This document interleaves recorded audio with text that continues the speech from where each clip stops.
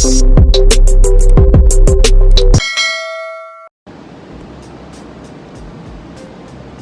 guys! Welcome again to my YouTube channel! So, ayan po mga ka-Inday for today's video. I-share ko sa inyo mga ka-Inday, mga kababayan ko dito sa Taiwan. Ay turuan ko kayo kung paano mag-open account sa post office. So, syempre mga ka-Inday, tayo po mga OFW dito sa Taiwan, kailangan po talaga mag-open tayo ng bank account. Depende lang po yan sa inyo kung gusto ninyo. Hindi naman po required talaga yan. Depende lang sa sarili nyo mga ka-Inday kung gusto ninyo makaipon.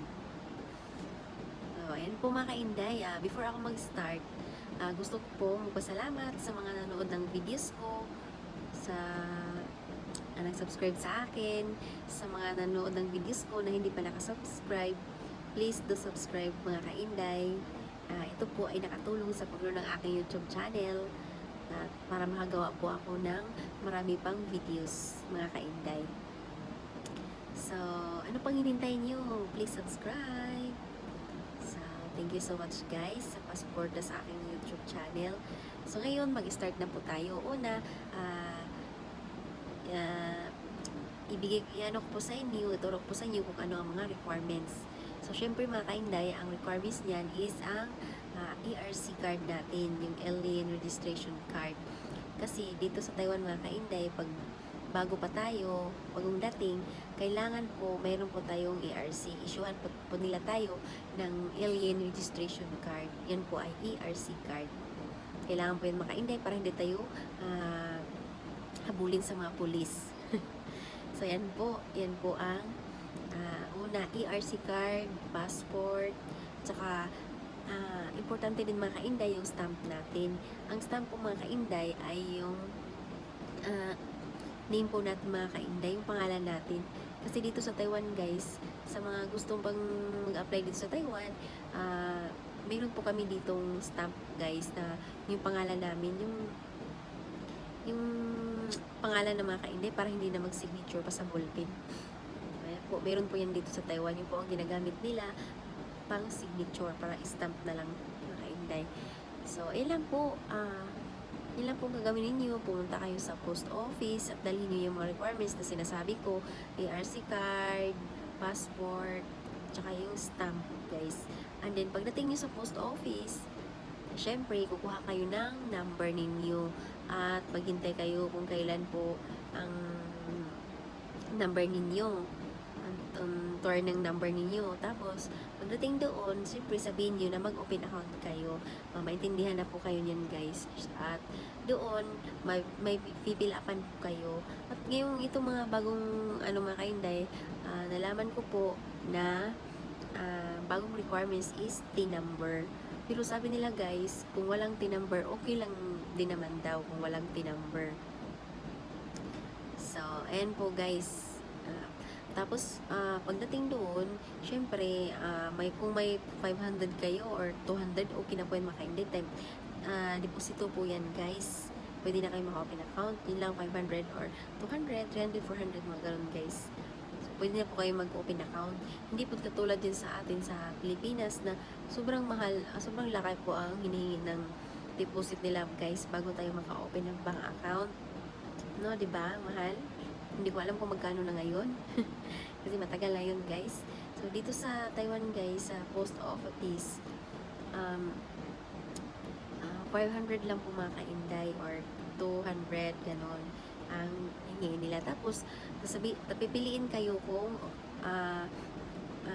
regular card lang pa mga ka-Inday, yung pang lang, pang withdraw money, ganon, pang deposit, or okay lang, or gusto ba niyo ng Visa card. So, pipili lang po kayo ka-Inday, tapos bigyan din kayo ng passbook niyan guys. So, makagandahan sa guys, Visa card is pwede nyo pong pambayad mga ka-Inday. Kung shopping kayo, pwede po yun yung pambayad ninyo. Tsaka kung uuwi kayo sa Pinas, pwede po ninyo yan magagamit. So, yan po ang kagandahan mga ka-Inday pag may Visa card po kayo dito sa Taiwan. At kung gusto ninyong getaway ng mga friends ninyo, mga palalove ninyo. Siyempre, mag-getaway kayo dun sa malayo. Siyempre, mag-hotel kayo, mga kainday. Yan po ay required din mga kainday kung mag-book kayo ng hotel sa booking.com or sa Airbnb or saan pa dyan mga kainday. Anong mga apps dyan para pambook ng hotel, mga istihan ninyo. Yan po, importante po yung Visa card kasi hingi po sila niyan. Or meron ding mag-online shopping. So, pwede po yan guys, or sa Netflix. Kasi syempre, dito sa Taiwan mga kainday, mabuboard ka, magpa-member ka na lang sa Netflix. Magkano pa yung Netflix? Meron yatang 300 plus a month. So, kailangan ng Visa card guys mga kainday. Yan po mga kainday, ha? So, yan po sa mga baguhan dito sa Taiwan. Yan po mga kainday, ganyan po ang pag-open ng bank account dito sa post office sa Taiwan. At ito po yung kagandahan mga kainday kasi for example, ngayon kayo mag-open account, mga after 1 hour or after 30 minutes, makuha na kaagad yung ATM mga kainday. Hindi na kayo pabalikin, makuha na kaagad yung ATM ninyo. Ganyan ka dali ang pag-process dito mga kainday. Hindi tulad din sa Pilipinas na ang tagal pa, mabalik ka pa ng after how many days. So dito mga kainday, madali lang po. So, ayan po mga kainday, no? Ang ganda ng post office na dito. Mayroong bangko. Di ba? Makapagtiwalahan po yung mga staff dito sa post office nila mga kainday.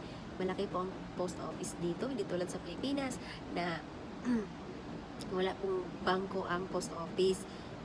Hindi tulad dito sa ibang bansa, dito sa Taiwan na mayroon pong bangko ang post office mga kainday. So, kaya po kami mga OFW, mga factory worker, mga caregiver, mga ano pa dyan, mga klaseng trabaho dito, nag-open account po kami sa post office mga kainday kasi marami po yung mga benefits na ano natin for online booking, mga online shopping, di ba yung sinasabi ko sa inyo? Yun po mga kainday. Maganda pong post office dito, may bangko, di ba?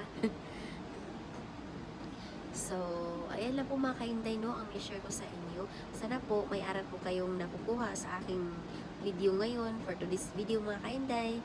So, thank you so much pag suporta sa aking YouTube channel and see you on my next vlog. So, thank you so much mga kainday. Bye!